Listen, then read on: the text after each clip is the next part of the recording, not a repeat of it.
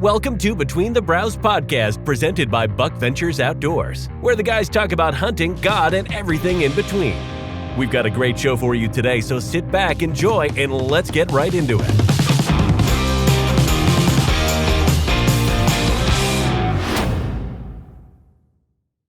Well, guys, welcome to episode 10 of Between the Brows. Today is pretty cool. We got a really awesome guest who's, I guess, he's a legend in the outdoor industry. Real quick before we do that, just want to remind everybody, the Southern Plains Outdoor Show, it's a benefit cornhole tournament for a young lady named London, who has Ewing sarcoma, which is a rare childhood cancer. And so our taxidermist Keith Hagen is putting this on. It's in Mustang, Oklahoma, August 5th from 10 a.m. to 3 p.m. Again, it's to help London and her family as she's going through chemo and all kinds of different things. We're going to be there too, right? Yeah, we'll be there to support and participate in the cornhole tournament. Sign up starts at 10 a.m., $20 per team. There'll be raffles and food trucks and all that. And if you have any questions or need anything, know anything, you can contact Keith Hagen. It's 405-250-4477. Great cause. Great cause, yeah. She's, I know, I just saw she's been going through a bunch of chemo stuff, and it's taken her out pretty good. So we'll be praying for her and her family, and y'all come out August 5th and help support her. So with that, I guess I'm going to introduce our next guest. He doesn't really need an introduction. In fact, he probably needs to be introducing us and who we are. That'd take an hour to explain who we are. Anyway, some of you probably know him as Travis T-Bone, archer guru. He was the 1991, correct me if I'm wrong, 1991 ASA Archery World Champion, and is now one of the faces of Bone Collector and a legend in the outdoor world, ladies and gentlemen, Travis T-Bone Turner.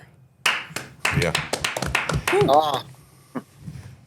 Thank you, guys. Man, I feel like I need to slide each one of y'all a 20 for that, man. That's a great accolade. Oh, man. Well, we appreciate you coming on and taking time out of your day to talk to us Oklahoma boys about hunting and whatever else we come across.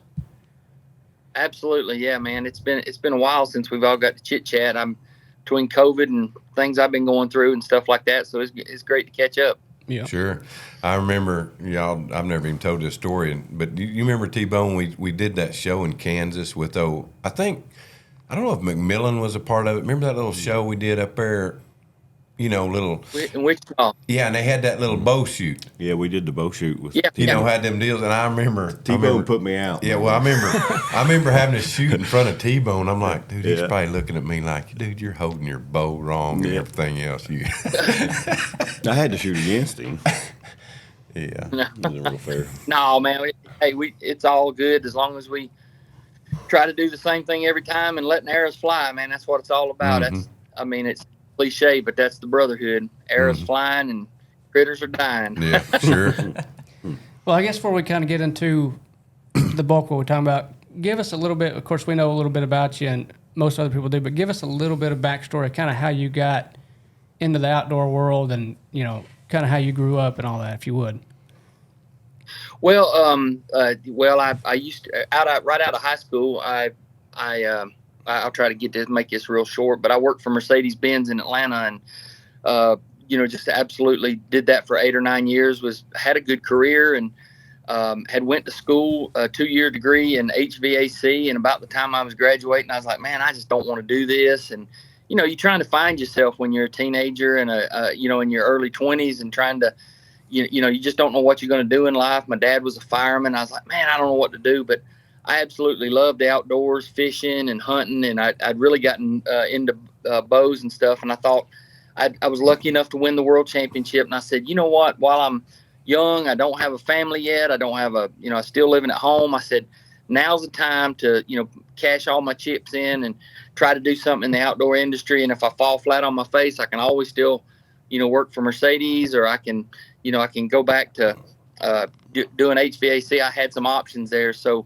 I did. I quit my job working in Atlanta, which wasn't hard to do because of the hustle and bustle and the traffic driving into Atlanta every day. And, just us country boys being in Atlanta, that didn't sit real well for me for the rest of my life. So started working in an archery store, and I was competing, making a little side money winning a few tournaments, and then had some partnerships and sponsors, with bow companies and stuff from the tournament side of things, and started working in the store, kind of learned the retail side of things, did that for a couple of years. And then me and a buddy of mine south of Atlanta, where the lot better fishing and hunting is, we opened up a store in 1994, and shortly thereafter, that's when I met David Blanton and Michael, and where I'm only about 45 minutes from Realtree headquarters now, since I'd moved south of Atlanta, and got to doing all their work, and still was shooting tournaments throughout the 90s and early 2000s. And then our relationship had grew with Realtree, and I began working on their bows and people that they had hunting, whether it be a country music singer or baseball star, or anybody like that. I was just helping them facilitate getting those folks introduced into the outdoors and archery, so that they had a pleasant experience. And then they I started working with Foxworthy a little bit and getting him going on a bow, and then it began doing things with Realtree as far as in front of the camera. I thought, well, this will be my 15 minutes of fame, and that'll be the end of that. And I guess people like laughing and break up the monotony of just nothing but hunts on the Monster Buck series. And then little by little each year, just started doing more and more for Realtree. And me, and throughout that whole time, me, Michael, and Nick all was working with or for Realtree, and we're all about the same age and very similar personalities, and we got to hanging out, and we became really good friends. And then of course Road Trip started. We had some guest appearances on there, and then we started Bone Collector in 2008, and I had sold my store in 2006, and just basically taking advantage of each door or opportunity that God puts in front of us, or that the industry held. And it's you look back in the rearview mirror, and man, 30 years later, we done scratched out a decent living doing something we love. So well, one thing I want to, a couple questions, T-Bone, I have just listened to you. One is, so were you the guy just like me back in the day? I mean, did you have someone, obviously you're an expert of experts now, but who brought you to that expert level? Or was that just somebody kind of introduced you? You were shooting fingers way back in the day like we all were, just kind of shooting pipe plates, and you learned it yourself, or a little bit of both? I mean, what made you become, again, I've been in bow hunting a long time, but I'm not the expert you are, right? And so what got you there? Well, like early on, I was totally against bow hunting, actually, because I just thought it was, even through high school and everything. To take it back even further, my dad had bought me a bow when I was like 10 years old for good grades, and he didn't know what he was buying. He bought me a recurve, and it was 45 pounds. I couldn't even hardly bend the string at 10 years old. So I had a bad experience into archery. So I went through high school. I hunted a little bit, but mainly I fished. I hunted a lot, small game, and deer hunting, I hunted a little bit. And then right at the end of high school, my buddies, they were joining a hunting club. I joined the hunting club with them, and they said, "Hey, are you gonna hunt with us? Because get you a bow. We're gonna start shooting our bow. We're quitting fishing, the rest of the summer." And I'm like, I was against it. It's hot, and you end up wounded a bunch of deer. That was my whole thought process, and a lot of people that's never done it. So anyway, with that said, I reluctantly I bought a bow, and I was scared about pulling it back. I done went through football, and I was bench pressing 260, 70 pounds, and I still thought at 18, 19 years old I can't even pull 45 pounds. But we all go through transformations as kids, and I ended up of course I could pull more weight, but I got my bow set up on a Wednesday. We went and shot our first tournament on a Sunday. I absolutely got lucky and won the novice division. So I never had been good at sports. I played sports. I got me a Letterman's jacket so I could get a girlfriend or two. Yeah. Like we all did. You're not good at football when you're doing the 40-yard dash, and they're checking with the stopwatch, and the coach says stop, puts the stopwatch down, picks up a calendar and says, "Go, Turner, go." You're not good at football. So anyway, I shot a bow pretty decent, and I was like, man, I ain't never been really good at anything, but I might have a knack for this archery thing. So that was the tournament side of things. And then 2 months later, I killed my first deer with a bow, and So I was hooked. And with that said, so there's a lot of people along the way that has been influential for me archery wise, to answer your question, Jeff, meaning Jesse Moorhead. I don't know if you know him from way back. Jesse was been with Realtree. Muzzy, he's a tournament archer. My good buddy Ted Cotton. These are all people that I shot with locally that were on my team as a national when I started shooting, traveling around in the early 90s and all through the 90s. So all these people were advanced 10 years ahead of me, and they taught me how to work on a bow. And then, once you have a passion for something, man, you just dive in. It's no different than you guys, managing land, and, my passion for managing land too.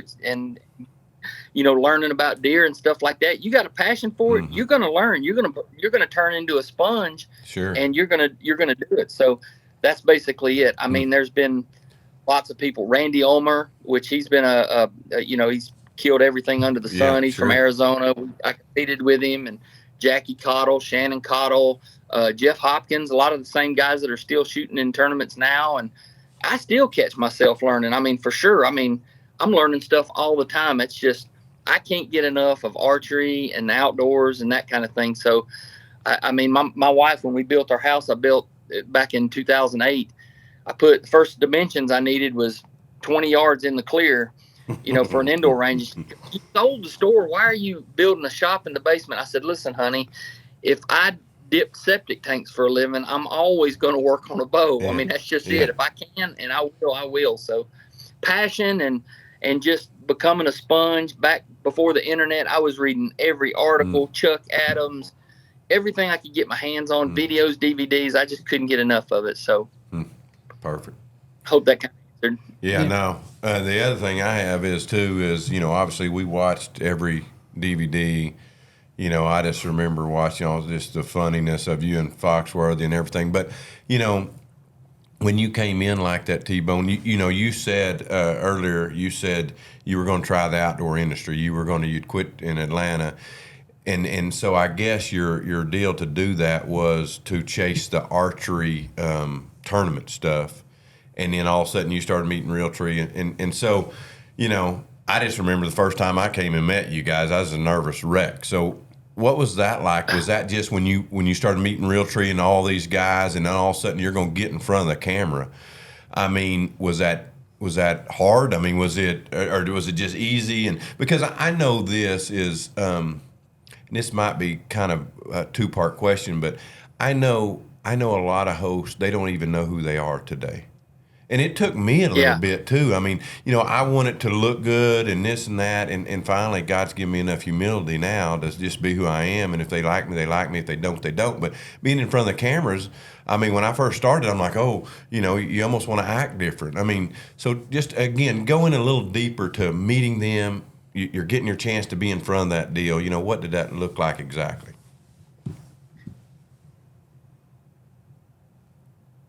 Uh-oh. Sorry about that, guys. I had a phone call on the phone. I got you. Yeah, it's coming back. Yeah. So, to answer your answer your question, I I guess I'd had done some interviews, because in the early days when I won the world championships and shot tournaments, we was covered by ESPN, so we would have to do some interviews there. And maybe, I guess it's just I've never been really shy, and I just tried to be myself, and, laughing, making fun and stuff like that. I mean, I was nervous for sure, but I feel like I had good people to watch and to sponge off of. Like Foxworthy's awesome as far as being, having humility and not to be, to be humble, as well as, we all know, I think we'll agree that there's no better speaker than Waddell. When I was giving seminars and things like that early on, I felt like I had to make an outline. Maybe I'm a little on the OCD side. I feel like I had to make an outline and go down a list like I was giving some type of presentation. And then, I'd watch Waddell and be around Waddell, and all of a sudden he just starts talking, and I'm like, how do you know what to say? And he goes like, I would always be like, man, like when you mess up, when you first start doing public speaking, you kind of trip up a little bit and you think, oh man, I'm derailing. But nobody in that audience knows if you're derailing.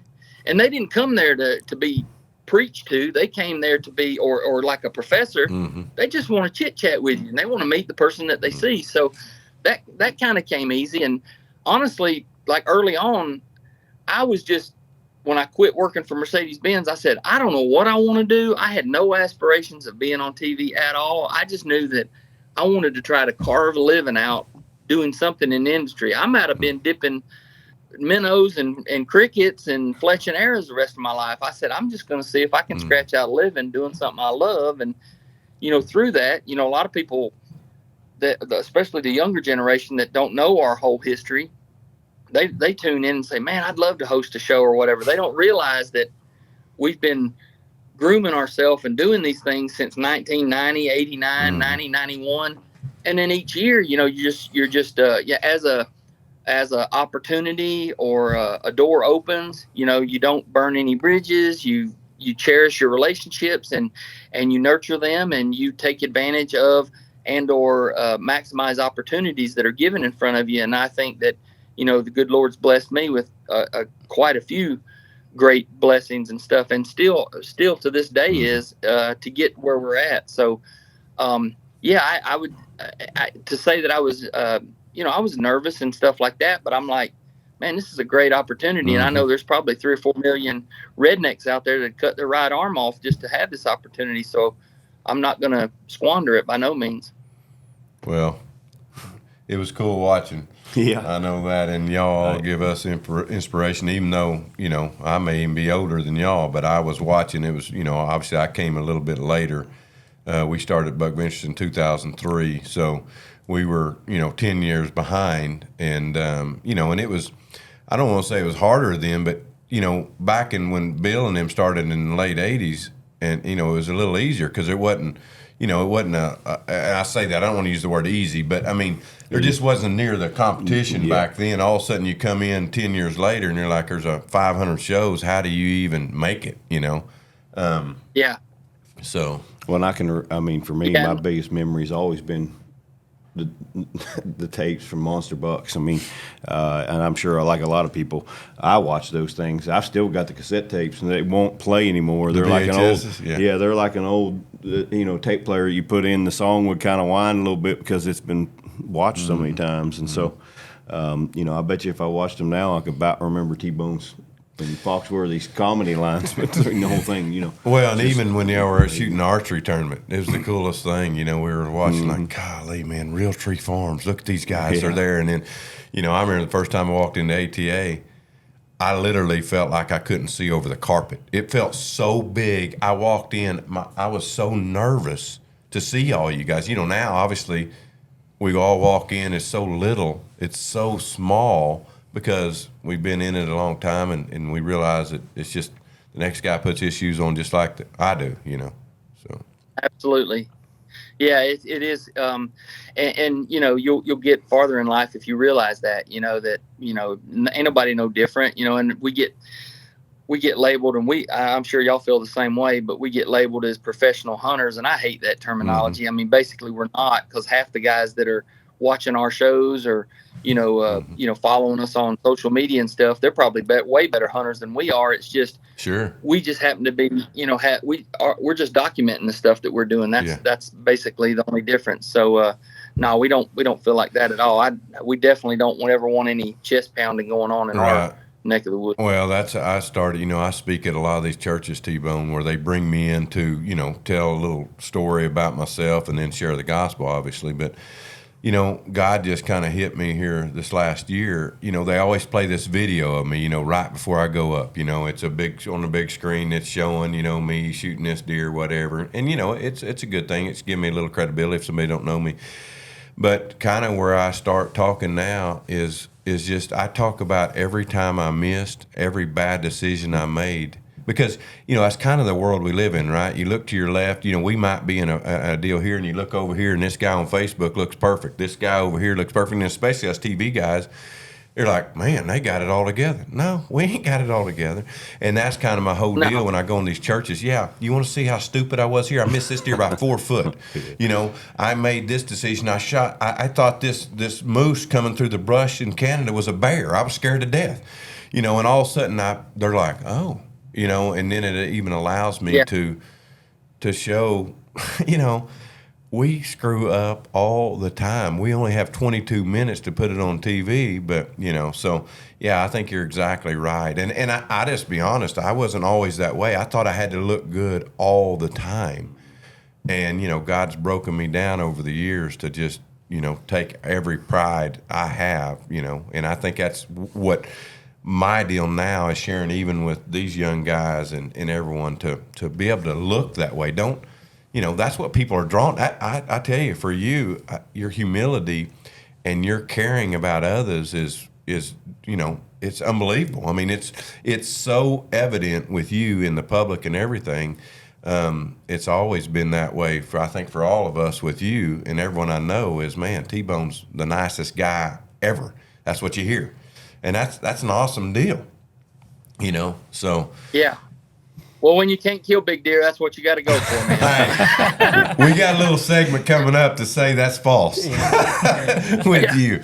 And correct me if I'm wrong, if I remember right, again, growing up, Realtree Monster Bucks DVDs, that's what I grew up with. At the deer lease, if we weren't hunting, we were watching Realtree DVDs. And I believe your first time was shooting a tournament with Jeff Foxworthy, and you were his cousin, correct? Or you came as his cousin or something funky as Bubba, I believe, and y'all shoot paintball guns and doing these no-look shots. I just thought it was hilarious. I don't remember how old I was. I was pretty young, but that's my first memory of it. That was the very first hunting DVD, actually it wasn't a DVD, it was a VHS. Mm-hmm. It was the very first hunting show I ever watched was Monster Bucks. And I think it might have been 14 or 15. T-Bone, you and Foxworthy were grilling fish sticks or something and shooting a doe, and it was awesome. It was hilarious. Yeah, Monster Bucks 10 is where we started the comedy part of it and stuff. So yeah, it's a long time ago. I mean, who would ever thought fish sticks would be a part of a? Yeah, that's what made it so cool. He said, "What part of a deer does a fish stick come from?" That's what he said. Yeah, I remember that. That's funny. Well, now obviously you are a part of Bone Collector, which is arguably the biggest brand in the industry. I guess kind of give us a little history on that. Was that something that obviously you and Michael and Nick were friends for a while? Was that Michael's brainchild, or was that kind of all three of you coming together, or kind of how'd that all work out? It's certainly Michael is the one that I'd like to think that me and Nick had some decisions on once we got started, but no, it was all Michael's to beginning. Actually, he had left Realtree as an employee. He was a contractor at that point, and he was hosting a show for Gander Mountain. And, this was Realtree Road Trips. He was still hosting Realtree Road Trips as a contractor and doing a show for Gander Mountain. And, it was along that 2006, 2007 timeline. And Thompson Center then wanted to have a signature series muzzleloader. And we were still, because he couldn't keep up with all the demands of hosting all those shows. So Realtree and Michael had asked me and Nick to help with the hosting duties with Road Trips. So we were doing more and more and stuff with that. And then Michael had went up to I don't know where, Connecticut, to shoot some guns and decide which gun was going to be that. And he said, you know what, I don't really want it to be he goes, I don't mind endorsing a gun, but I don't want it to be the Michael Waddell gun, something like that. So he was trying to come up with a name for a show, and he had already told me and Nick that he was thinking about doing this where we all three could have our own show, and he could, it could be under that umbrella. And we was going through talks for 2 or 3 or 4 months. This was in late 2007, early 2008, and he said he went up there for that, and he shot all the guns, and he come through the Triumph, and he said, he goes, in typical Michael fashion, he said, I don't know about the rest of these guns, but I like this one here, this Triumph. He goes, I don't know about the rest of them, but this one right here is going to be a Bone Collector. And he just, and instantly he said, that's it, Bone Collector. Well, he called us at the airport and told us, he said, guys, I think I got a name for the show. And the first thing I thought of when he told me Bone Collector, I said, I love the name.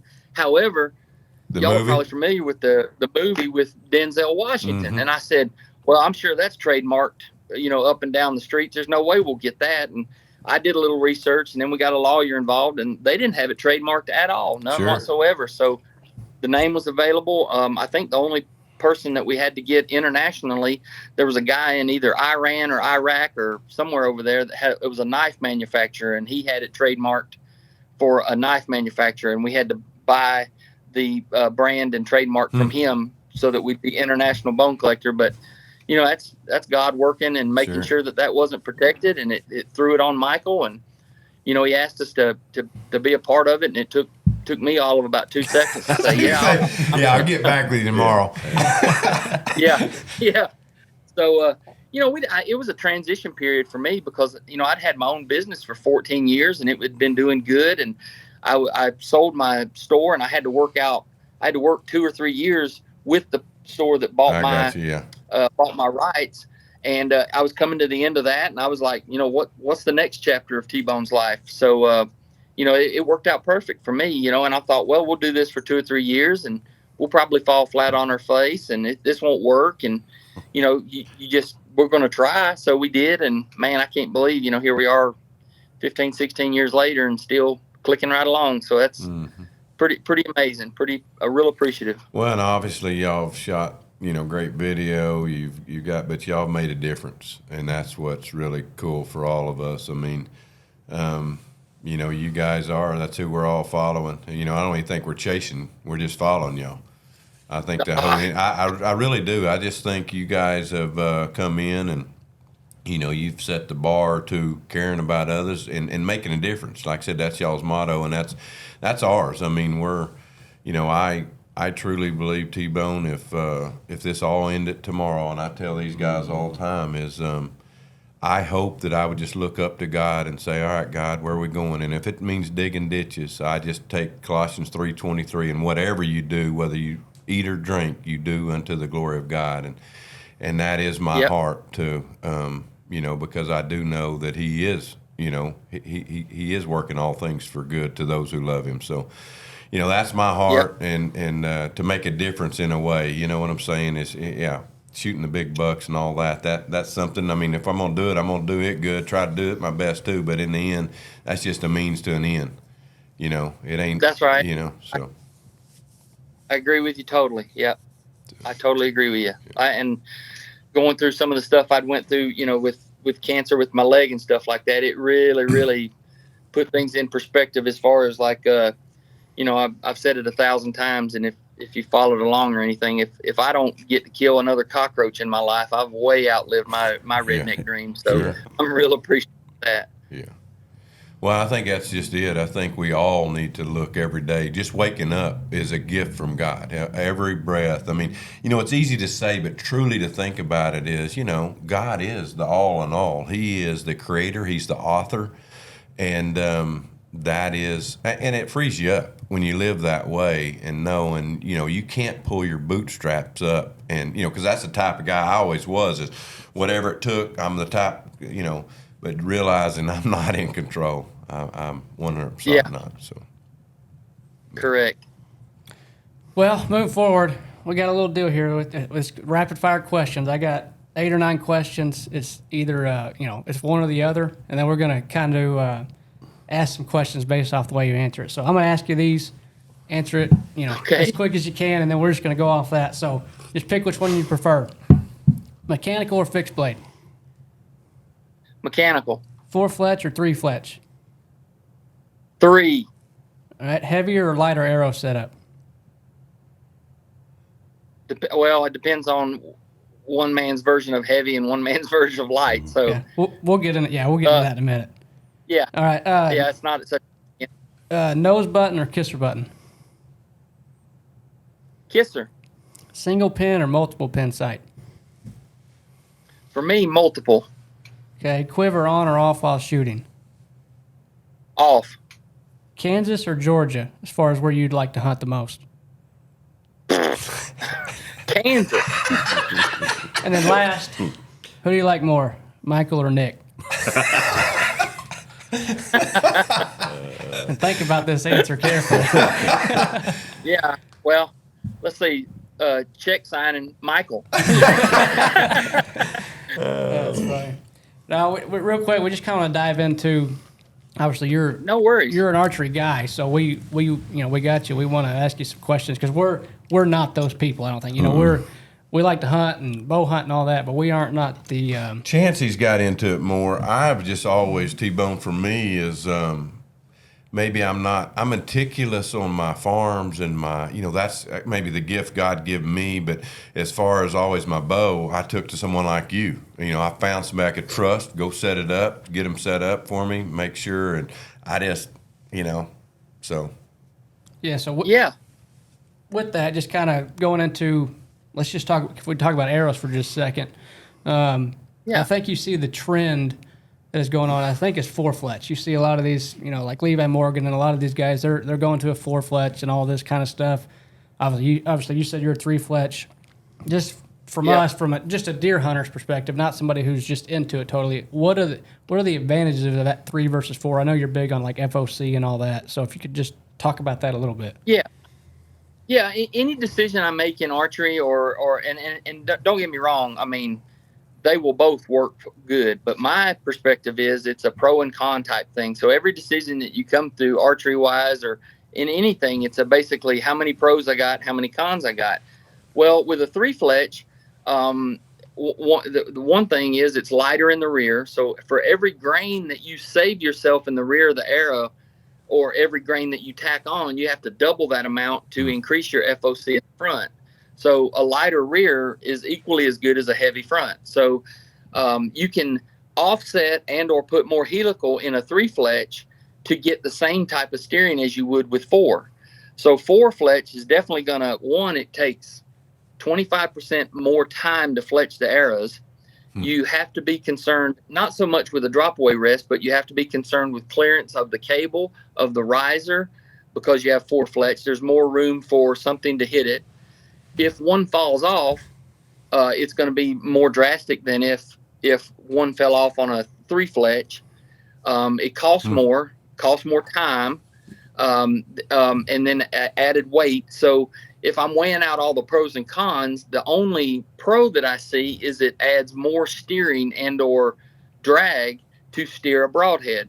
Well, if you manipulate your 3 fletching, so you could take instead of having 2.5-inch vanes and 4-fletch, you could go a 3-inch vane and 3-fletch and then create more of an offset. Instead of say a 1 or 2 degree, then tighten it up to a 3-degree offset and or more helical, and you're going to have just as much drag without putting the weight in the rear of the shaft. So weighing out all the pros and cons, I hope I answered most of them, but I just don't see the advantage. I mean, if I thought it was, if I was shooting a huge monster fixed blade broadhead, I'd probably consider it. You know what I mean? Back in the day, we used to shoot 4 and 5-inch feathers and vanes. I might consider a 4-fletch, but it costs more. It costs 25% more to fletch them. By the way, 25% more. I'm a 3-fletch guy now. Which I've never been a 4, but I'm 100%. Those are very practical, awesome. Well, I think one thing, another question I have off that is you hear a lot about offset and these helicals. You hear a lot about, bow clocking or whatever, for a right helical versus left helical. What are your kind of thoughts on that? Is one better than the other? Is it specific to every bow? Yeah, clocking is basically the way your string is made. It twists up the string. So when you clock an arrow, if you take a bare shaft and you shoot it, when it leaves the string without any influence from the helical or offset, the arrow wants to naturally spin one way or the other. And, it's a topic that's talked about. I don't think these are one of the things that it does make a difference, but I'd say that 99.9% of the people out there, and me included, can't shoot the difference in it. I got you. But it's one of those little hurdles. It's one of those little hurdles that an archery guru is just like, if I've got 2 decisions, I might as well go the best way so that all those splitting hairs adds up to accuracy.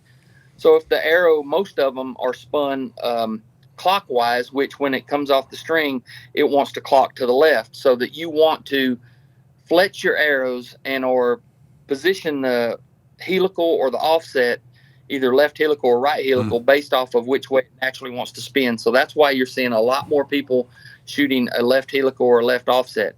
If strings were made the other way, they would clock to the right.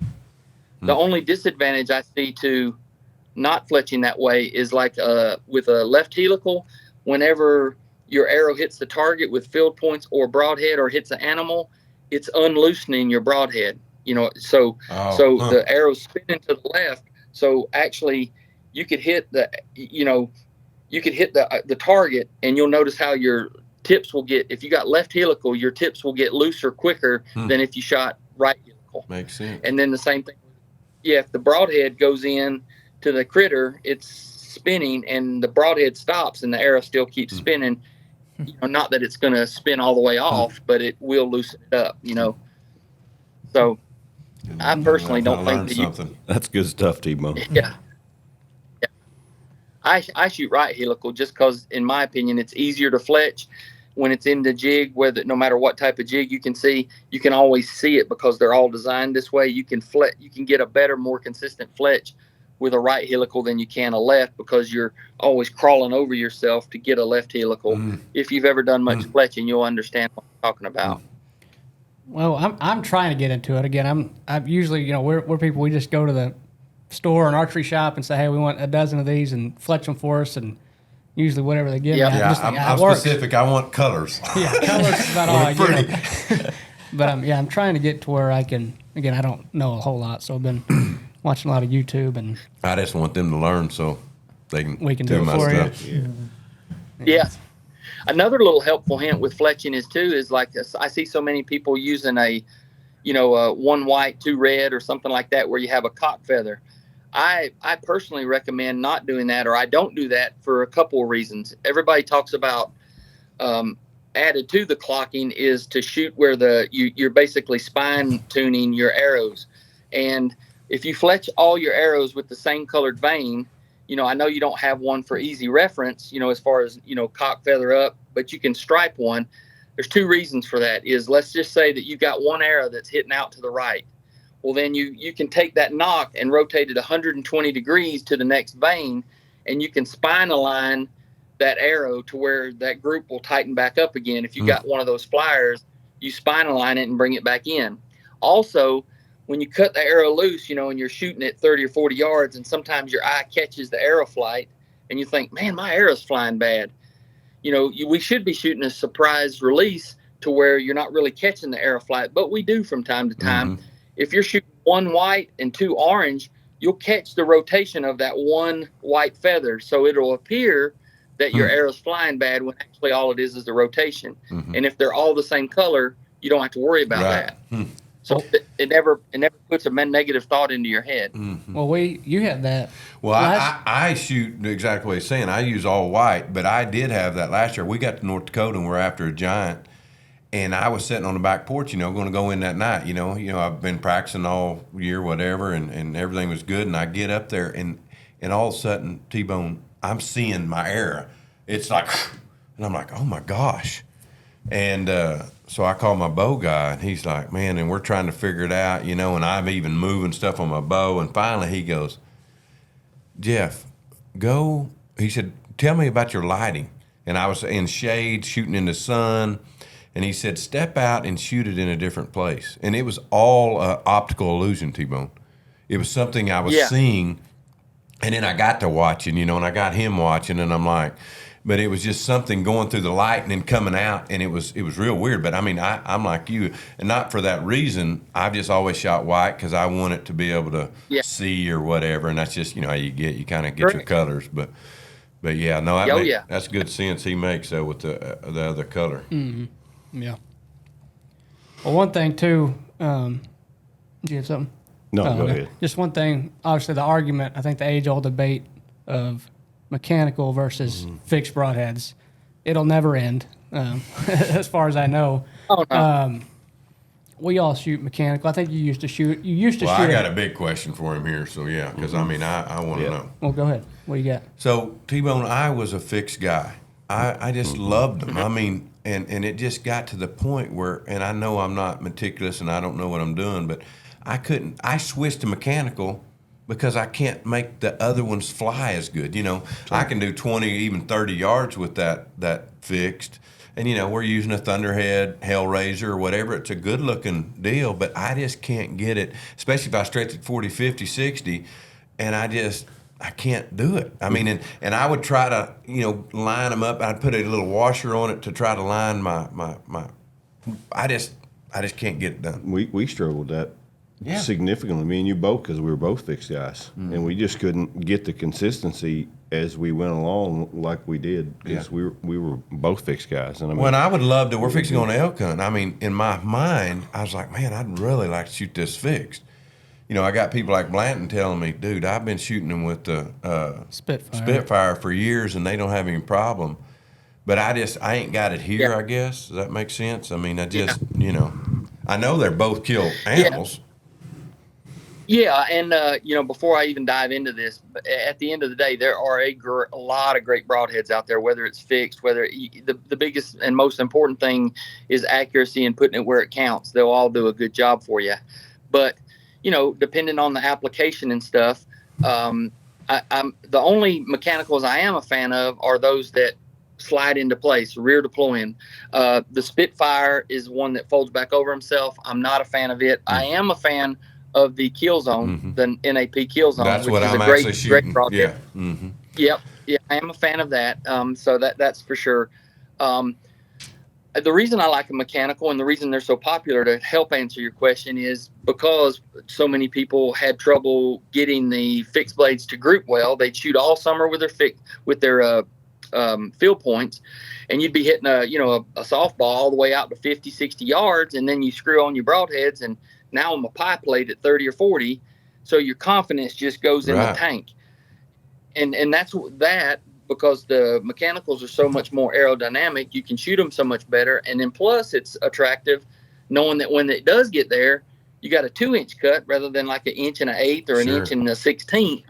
So those two reasons are the biggest reasons mechanicals are so popular. Now, they're not for everybody. For somebody, a lady or a woman or a guy shooting 50 pounds or less and not, having much kinetic energy, it's not for them. Or if you're going to shoot a monster animal, you like a moose or something like that, you better make sure that you've got plenty of kinetic energy.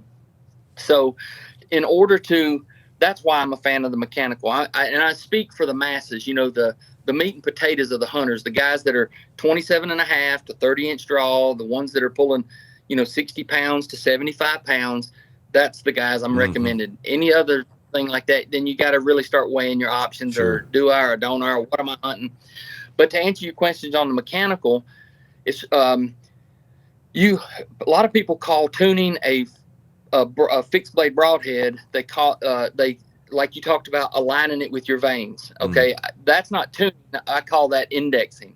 That's making sure that all of your are clones, and that is the first step. You want to make sure that aerodynamically wise, from the front to the back, that it's the same, so that when you're shooting your group of broadheads, that they are clones. The next thing that you can do is, well, of course, it goes without saying, you want to make sure that your bow is properly tuned for sure. And assuming that that's the case, then the next thing you do is, and I know this is going to sound like a shameless plug, but I've been doing this for 20 something years, is I used to take a knock tuner and I turned it into a broadhead tuner. It's got a dial indicator and it has a roller bearing. You stick the broadhead into the roller bearing and you have a dial indicator right over the top of the insert. And how many times have you ever taken a fixed blade broadhead and spun it? Some spin perfect and others got a wobble to it. Well, it goes without saying, with the aerodynamics that are on the front of that arrow and broadhead, if that thing's off just a little bit, it's going to cause that arrow to dip and dive, and it's grabbing a lot of air and forcing it off to the side, and that's the problem. So ideally, we want, and it's always been proven, that the number one arrow is the one that spins perfectly. If it spins right, that's going to be the one that groups the best as far as a fixed blade broadhead. Well, there's an alignment issue between the broadhead ferrule, the insert, the glue tolerance, and the shaft, especially back when we had aluminum. So with that, I can stick that into that roller bearing with the dial indicator, and I can measure how far it's off, and then I can straighten it just like an arrow straightener. Well, I've had one of these tools the whole time I had the store, and I would charge, like 75 cents or $1 for every person. And I can guarantee that if you took 6 broadheads and just screwed them on, went out there and shot an 8-inch group, I can guarantee I can cut that group in half with fixed blade broadheads by simply tuning them and making sure they're aligned. Now that was easy with the aluminum, but when carbon, it was a little bit different because, we know the carbon is straight or it's either straight or it's broke. So when that came about, what we ended up doing is you're basically bending the ferrule is what it's doing. It may be the glue tolerance off, it may be the insert off, it may be the ferrule off, but one way, all you're doing is making sure that this arrow is a clone. So we would bend that, and I can make sure that your groups are this much tighter. So I took this invention or idea to, Muzzy, to G5, a lot of different ones, and showed them. Nobody wanted to come out with this tool to align it because as a broadhead manufacturer, think about it. If they came out with this, it's going to make it look like, hey, our fixed blades aren't that good. You got to use this tool to straighten them. So I've been doing work with the folks at Last Chance Archery, which they have presses and all they do is build tools and equipment for, bow gurus and shops and stuff like that. And we built one of these things 2 years ago, and it's for sale now. It's not for everybody, but it is for shops, so that you can take your broadheads in there, put it in there, and you can actually test them, straighten them, and you can increase your groups by. And we get that at Last Chance? Is where we'd order? Last Chance Archery. Okay. Yep. Exactly. So you can stick a fixed blade broadhead in there. It's got a dial indicator. Take it to under 2 thousandths, and I promise you, just to convince yourself, because at the end of the day, convincing and seeing is believing as far as increasing your confidence. Shoot your 3 broadheads, measure the group just by screwing them on there like we always did, and then all you got to do is put them on this straightener, straighten them to under 2 thousandths or under 1 thousandths if you can, but definitely under 2 thousandths, and I promise your groups will cut in half. Unbelievable. So there you go. I'll be on that, Chancey. Yeah. So T-Bone, are you straightening that up with that tool prior to gluing the insert in? Is that how that works? Nope. You do it completed. You do it at the very end. That's the last thing you do. You make sure it's indexed. You make sure it's all tightened down. You go through all the steps. You make sure that your arrow ends are squared. I mean, there's a complete way to make sure that your arrows are super duper precise and tough.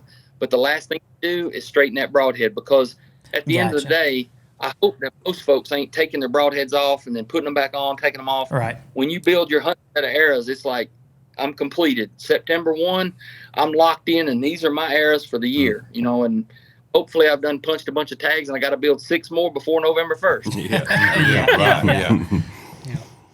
Well, that's good info, because that's, Yeah.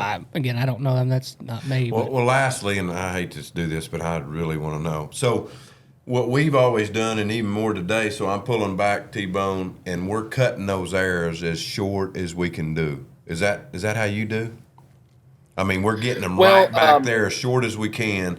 And I truly believe, my deal's a 29, they're saying I need this spine, whatever, but I'm almost thinking I'm cutting so much off of it, I'm getting a stiffer spine because I'm getting shorter. Does that make sense, or am I thinking right? Yeah. No, yeah, absolutely. Yeah, the shorter the arrow, the stiffer it is. And in my opinion, I don't think you can have too stiff of a shaft for a guy that shoots a release and a drop away or a shoot through style rest.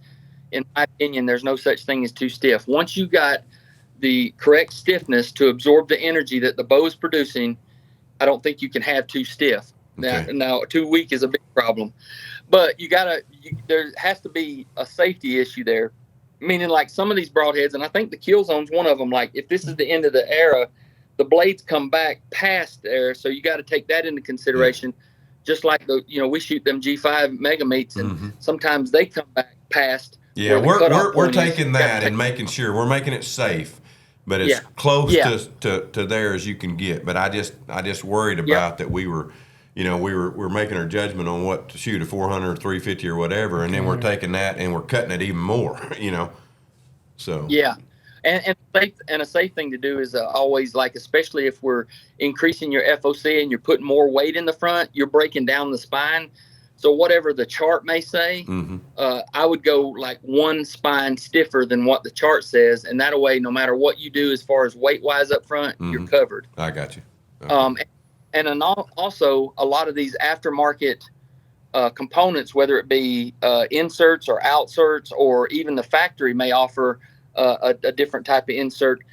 The longer the insert that goes up inside increases the static spine of the arrow. So like if your insert ends up 3.5, 4 inches long versus, the 1/2 inch that they most of the time are, that's going to increase the spine, and that's going to make that 29-inch arrow or 28-inch arrow with a 3.5-inch insert. It's going to shoot stiff wise as if it was like a 26.5-inch arrow.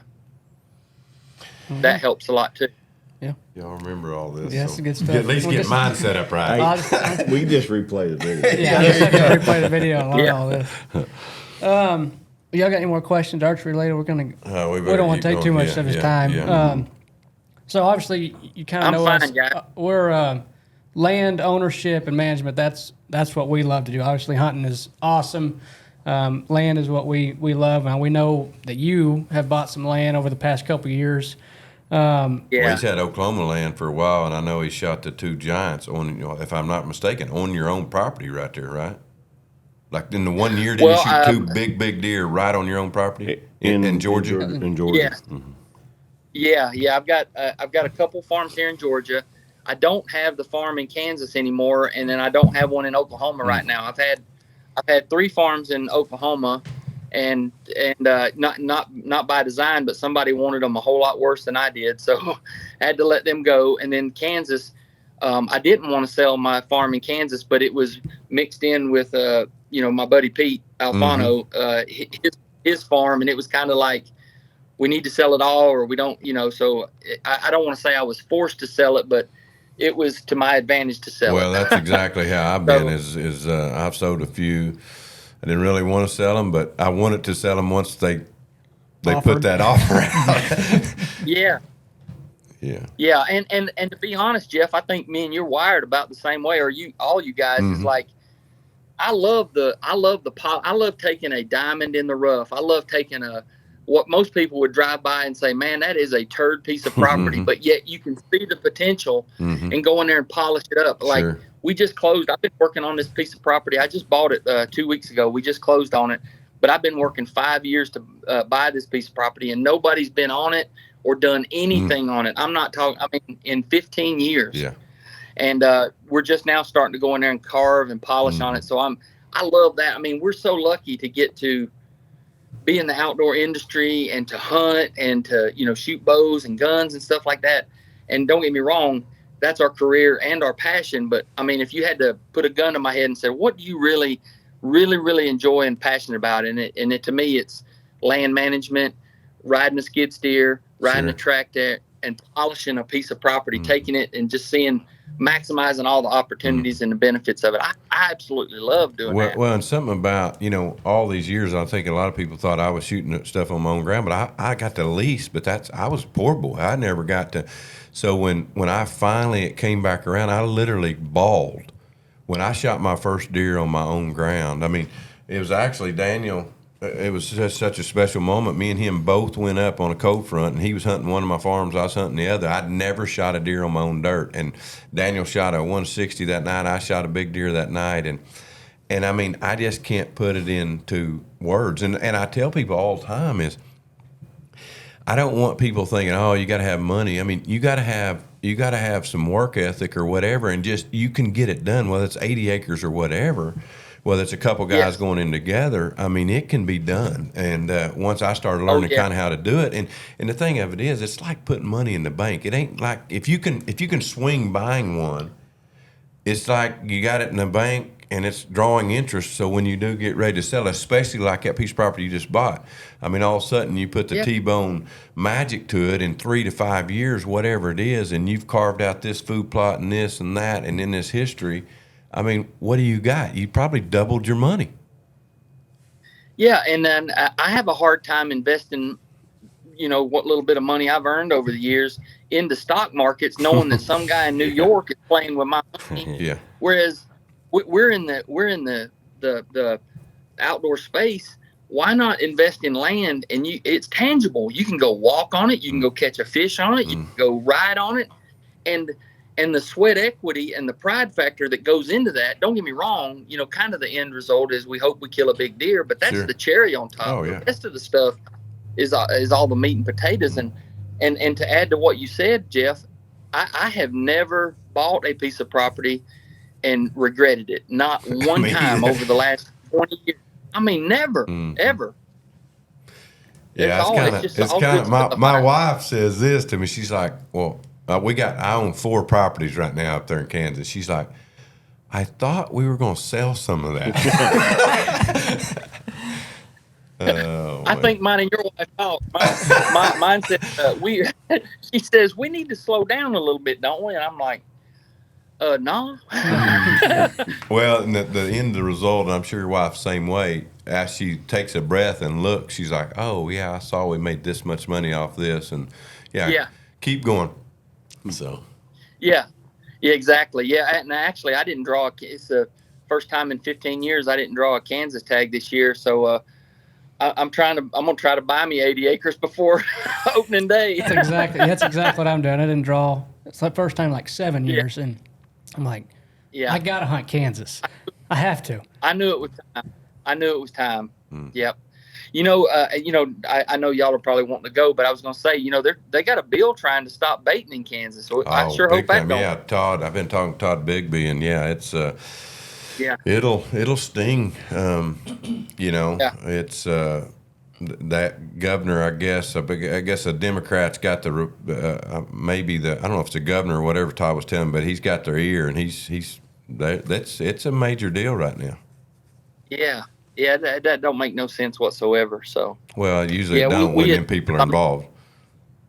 Yeah, I know it, and we need to make sure with our voice or platforms, we need to make sure that we help those folks in Kansas, because I know that they're probably fighting for it, and we just don't need to sit back on our haunches. And, no, right, and I mean, and I think too, to people listening, T-Bone it would affect so many families just on corn sales. And then, I forget who told me that they said, what about hummingbird feeders? I mean, literally, if you're going to take this and you can't feed wildlife, now you can't feed a hummingbird? Yeah, exactly.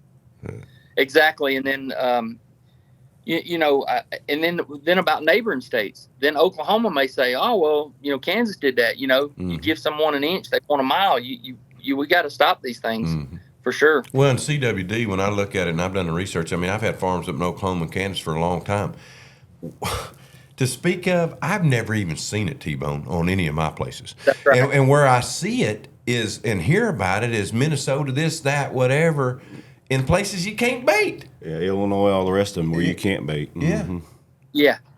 Yeah, and I think a lot of it has to do with and maybe I'm totally wrong because I am not a biologist, but I've owned a farm in Iowa and I've owned a couple in Missouri, and those were prevalent there, and you can't bait in those states. But you don't see it as much in a dry, arid, where your rainfall and where the humidity is lower, like Kansas as well as Oklahoma, Texas. I mean, we just don't see it in those areas here like you do along that Mississippi River, Illinois, Iowa, Missouri, stuff like that. So. Yeah, I think they're going down the wrong road, so to speak, as far as that goes. Yeah, I agree. I'm hoping it doesn't go. Well, I got to find a farm. Yeah. That's all I know. I got to find a farm. Putting out there, Cole's looking for a farm. I've found a lot of places. I just can't quite afford them. There's one right by my farm. It's just a payment. Yeah. All it is a payment, buddy. It's just a payment, yeah. But I got to be able to pay to eat and... at least have some diesel to drive somewhere too, probably. Well, I guess I can just put on the company card, food. That's right. Fuel. There you go. I think we got to. Yeah, I will go put an offer in today, maybe. What else? Anything else on that or no? I mean, no. The big buck work is going on. I'm sure you're doing it. T-Bone probably got cameras out. We started coining that big buck work's what we do. Yeah. And I kind of going back to what you're talking about. I mean, that's what I love more than anything nowadays. I mean, the deer is one thing, but man, I just love making farms and being out there. Exactly what you said, being on a tractor and like I said, I want it to be the very best. I think that is all of us is just and whether Daniel's shooting one, Cole shooting one, Chancey, myself, whatever, just whoever gets to hunt it, man. I just love seeing it all come together. So. That's right. I feel the same way. Yeah, it's I enjoy doing it, but if somebody else is enjoying, just raising them up, and and that's what it means. It's great to me. We've got some pretty good ones around here. Just hopefully they'll do right. We've been doing it so long, it gets to a point, and we've adopted, like you say, big buck works. You own your own property, and hopefully folks that have done this or aspire to do this, if you own your own property and you're planting food plots and you're backing off on pressure when you need to, and you're putting supplemental feed in and all this, and once you get that deer to an age and you do it for so long and you do it consistently, that buck that is 6.5 years old, he was a fawn at one time, a button buck. And if he's been coming to that feeder and he's been doing this for 6.5 years, we're training them to die. There's a T-shirt right there. We don't want to introduce a 6.5-year-old buck to a feeder and hope he does right. We want to know that he's been eating in that feeder for 6.5 years and he is doing right. Well, and to that point, I mean, I've been doing seminars and we've been talking a lot in here. You always hear the deal of someone saying, "Well, my big deer, he only daylighted twice this year," and I tell them, I'm like, "Listen, that deer is freaking daylight. He may not be daylighting around my feeder because I've been stomping around too much, or he's already a big buck coming to a feeder." He's already got a deal in his head. So the more you're there and the more this and that, and that's what I tell him. I'm like, these big bucks daylight. I can promise you. And I've had the same thing happen. But I just trying to get out of these people's heads that, obviously they're smart. They have nocturnal issues, whatever, but they are standing up. They're daylighting multiple times a day.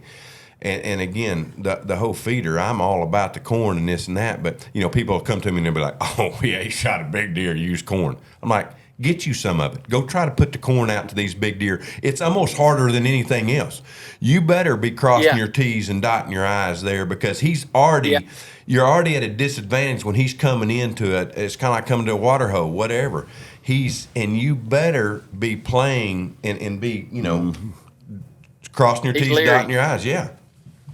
So something I've started doing is like all of our protein feeders or feeders that we run all year long, is rather than putting them out in spots where we're going to hunt and stuff, I pull them up close to where there's a lot of activity. Sure. And I want those deer away from the bedding area, because I want those deer to only eat at them at night after dark. And I know that sounds weird. I don't get no daylight pictures. And then what I do, if I get the right deer, that means I know I've stuck him through the whole property. He's used to running the whole property all year long. And then when you want to key in on him, if he's of the age that you want or the size that you want, then what I do is I start putting appetizer piles back towards his bedding area until I find where he's daylighting at, and that's where you set up to kill him at. That's good. That's a pretty good strategy right there. Yeah. Yeah. Because he's been used to all year long coming right up here near the house or right up near the barn. Sure. But he's doing it at midnight. But at some point he's making his way there, and then I've got I own or lease. I can backtrack him. Slide in there and let him be natural, just sticking his head in there and then killing him. Yeah. Yeah, that's right. Yeah, just have a little appetizer pile, meaning like it's a half a sack or something like that, and he knows that if he don't get there before daylight, he's not going to get any. Yeah, we've done the same thing. We call them test piles. We used to run test piles. We get that big property out in Oklahoma, and Daniel would just take off, and he'd just throw test piles, and all of a sudden when one popped, and most time we're doing that in the season, then you just set up on him immediately, because all of a sudden you've gotten his way, Yeah, that's right. That's right. You don't know which. You think that by getting pictures, you see their head coming in this way or this way. You think they're coming from the east or the west. No. And they may come in and circle the thing twice. Sure. Yeah. And if you got logic and study your maps, you go back towards his bedding area, you can track him back down, and you find out where he actually is coming, and then you can catch him down. So well, wrapping up. So right now where we're at, T-Bone, obviously we've been praying for you. We're continuing praying for you. We know what you've been through, but just right now, present day, what's it looking like for you? I mean, you getting out there, you're going to be hunting like always, you staying closer to the house, everything heading in the right direction. What and how can we pray for you, I guess? Oh, well, I appreciate it. I'm doing pretty good, actually. I have to go every 4 months for cancer checkups. And, we started off the podcast. Y'all was having a benefit for a young lady that's got sarcoma, and that's actually what I had myself. So, that myxofibrosarcoma is what I had in my leg and partially in my left lung. But every 4 months I have to go for checkups, and since I had that last thing done in my lung, no sign of cancer. They don't ever like to say cancer free for umpteen years, but nonetheless, no sign of cancer. Still trying to learn on the prosthetic. At the end of the day, what I've got to do is just lose some weight. A lot of people don't know this, but even on my good leg that I have now, when I was a teenager, I cut my last 3 toes off. So I don't have the best balance or agility on the good leg that I have. So I'm basically walking on a 2x4 on the right side. Or wait a minute, I'm a big guy. Let's say 4x4. So on my left leg, I'm kind of walking on a 4x4 with not much on my balance. So, at the end of the day, that's my hurdle now is I need to lose some weight so that I can get around on that prosthetic a little better. But to answer your question, still shooting a bow a lot, still working on bows. We'll have stuff set up here to hunt around the house. Fortunate, got some farms here that we can do that here in Georgia. And we'll travel a little bit, but things have, changed a little bit. Sure. I don't travel as easy as I used to, but no, we're all good, man. I'm blessed. No matter how bad I got it, someone's got it worse, sure. and no matter how bad I got it, it could always be worse. So I'm blessed. Well, we are. You are in our prayers, and we'll continue to pray, and we'll pray for that, whatever, and know that we're always here. I guess family's good. Archer's good. He's growing up. Look like, or grown up. Yeah, he's graduated. He's graduated. He starts Georgia Film Academy, actually Marvel Studios, and they film a lot of stuff for Hollywood and stuff here in Georgia now.